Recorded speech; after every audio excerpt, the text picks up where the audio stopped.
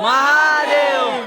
शिवरायांच्या पदस्पर्शाने पावन झालेल्या पवित्र अशा रायगड भूमीत आपल्या सर्वांचं किल्ले रायगडावर सहर्ष स्वागत आहे. माझं नाव आहे तानाजी महादेव अवकिरकर.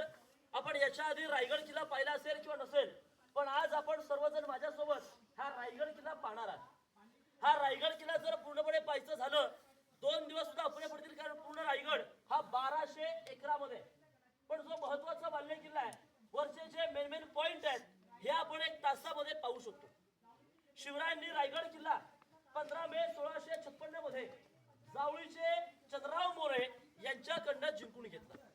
हे बघा, जावळीचे मोरे म्हणजे आदिलशाचे सरदार, त्यांची जे चाकरी करत होते आणि त्यांच्या ताब्यामध्ये त्या काळात हे संपूर्णतः जावळीचं खोरं होतं. आता जावळीचं खोरं कुठून आपण कोणी प्रतापगड पाहिलाय का? बघा, रायगडाच्या दक्षिणेमध्ये या साईडला प्रतापगड आला, इथून 65 किलोमीटर अंतरावर आहे. आणि प्रतापगडाच्या पायथ्याला जर पाहिलं तर एक जावळी नावाचं गाव आहे. तर त्या जावळी गावापासून तर उत्तरेला असलेल्या कोकण दिव्यापर्यंत हा जेवढा भूभाग लागतो, या भूभागाला जावळीचं खोरं असं म्हटलं गेलेलं आहे. आणि हे जावळीचं खोरं बघा, त्या काळात एवढं घनदाट जंगल होतं की एक म्हण आहे की अस्वलीच्या केसामध्ये सोडलेली एक लहानशी ऊस सापडू शकते, पण या जावळीच्या जंगलामध्ये सोडलेले बलाढ्य देहाचे मोठाले हत्ती सुद्धा सापडणार नाही, एवढं घनदाट जंगल होतं. आणि हे सारं जंगल होतं जावळीच्या चंद्रराव मोऱ्याकडे, आणि मोरे म्हणजे आदिलशाचा सरदार. आता महाराजांना हे जावळीचं खोरं स्वराज्यामध्ये आणायचं होतं. मग महाराजांनी काय केलं, सर्वात आधी इथे असलेल्या या जावळीच्या मोऱ्याला एक प्रेमाने पत्र पाठवलं की जावळीचे मोरे, तुम्ही आमच्या स्वराज्यामध्ये सामील व्हा, आपण दोघे जण मिळू आणि हिंदवी स्वराज्य उभं करू. पण हा जो मोरे होता, हा होता उर्मट, उद्धट, गर्विष्ठ, घमंडी.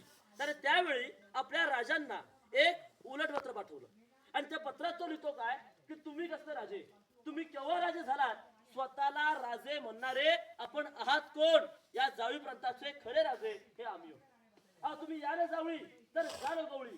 तुम्हाला जर युद्धासाठी जर उद्या यायचं असेल तर तुम्ही आज या, आम्ही तुमच्या स्वागताला दारू गोळा तोफखाना हा सज्ज केलाय, असं पत्रात लिहून शिवरायांशी युद्धाचं चॅलेंज केलं. आता मात्र क्रोधित होऊन राजांनी आपले निवडक 145 सरदार निवडले आणि या जावळी प्रांतावर आक्रमणासाठी पाठवले. 145 सरदारांनी जावळी प्रांताला त्या काळात 3 महिने वेढा दिला. आणि या वेड्यामध्ये या चंद्रराव मोरेचा भाऊ हनुमंतराव मोरे हा त्या प्रतापगडाच्या पायथ्याला मारला गेला. त्याचा वध झाला. चंद्रराव मोरे आता घाबरला. त्याला वाटलं शिवराय आता आपला वध करणार, आपल्याला सुद्धा मारणार. या भीतीने तो 15 मे 1656 ला शिवरायांना शरण आला. आणि त्याच दिवशी हे जावळीचं खोरं, रायरीचा डोंगर अर्थात हा रायगड किल्ला जो आहे, हा शिवरायांच्या ताब्यात आला. आपल्या महाराजांनी हा किल्ला जिंकला. बघा, ज्यावेळी राजांना किल्ला जिंकला त्यावेळी या किल्ल्याचं नाव होतं रायरीचा डोंगर. पण जिंकल्यानंतर शिवरायांनी या डोंगरावर जवळजवळ 14 वर्ष कामं केली. 14 वर्षात या डोंगरावर काय काय बांधलं? 11 तलाव, 84 पाण्याच्या टाक्या, 350 इमारती. आणि मग महाराजांनी याचं नामकरण केलं रायगड. आणि रायगडाला त्यांनी राजधानीचा दर्जा दिला. ही आपल्या राजांची दुसरी राजधानी. महाराजांची पहिली राजधानी पुण्यामध्ये राजगड, आणि दुसरी म्हणजे हा रायगड. आपण सगळे रोपवे आलात ही रायगडाची मागची बाजू आहे. रायगडाची पुढील बाजू त्या असताना जेव्हा लोक पायी येतात 2000 पायऱ्या चढून. पण खरं सांगायचं झालं, रायगड पाहायचा असेल, रायगड अनुभवायचा असेल तर पायी आलं पाहिजे. कारण जोपर्यंत डोक्याचा हा घाम आपल्या पायापर्यंत जाणार नाही तोपर्यंत आपल्याला काय रायगडाचं महत्व कळणार नाही.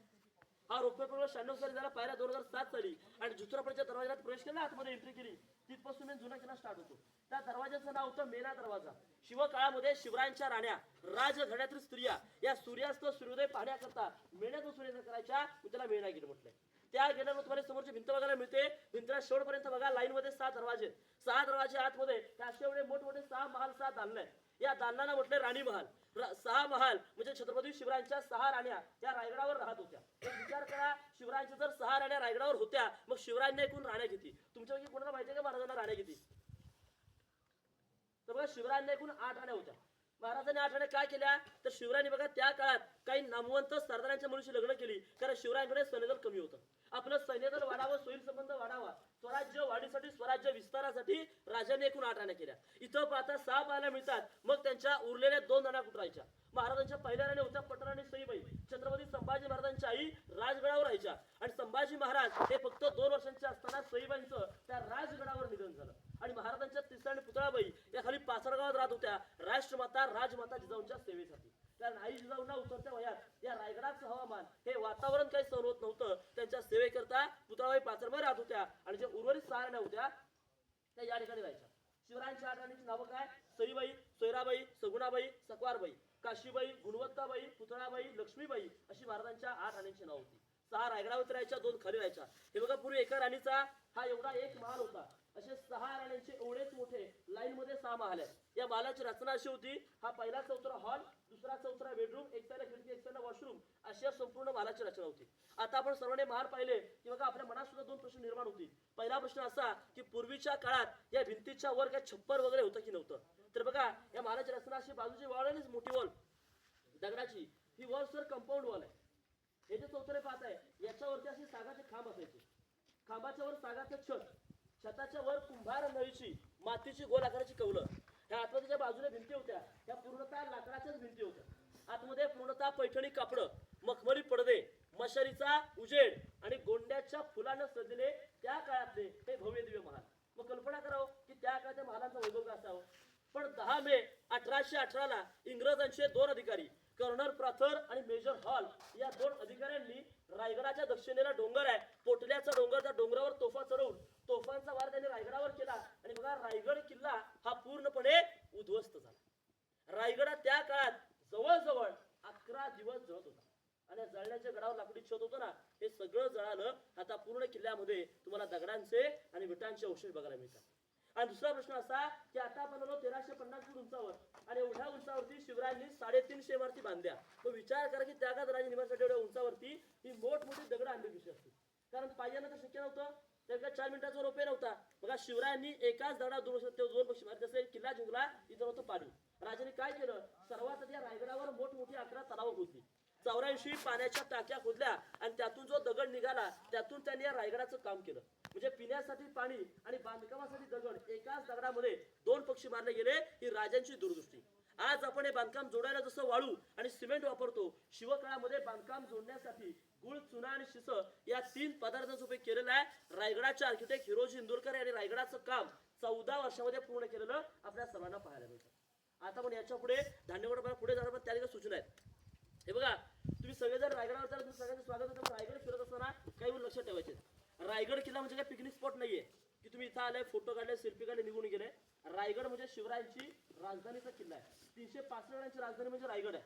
या रायगडावरती आपले राजे आपल्या आयुष्याची शेवटची 10 वर्ष राहिले, 1670 ते 1680 या दरम्यान. त्या रायगडावरतीच आपल्या शिवरायांचा राज्याभिषेक सोहळा पार पडला 6 जून 1674 ला. आणि शेवटी बघा या रायगडावरतीच अखेर स्वराज्याचा सूर्य मावळला. आपल्या शिवरायांचं निधन झालं रायगडावरती, म्हणजे 3 एप्रिल 1680 ला.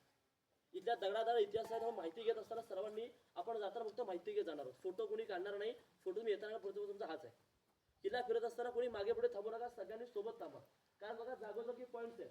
जर तुमची खरंच माहितीची इच्छा असेल, सरांनी पैसे देऊन गाईड लावलाय, तर वाया घालू नका. जर माहितीची इच्छा असेल सगळ्यांनी सोबत थांबा. आणि काही प्रश्न असेल माझं झालं की मला तुम्ही विचारू शकता.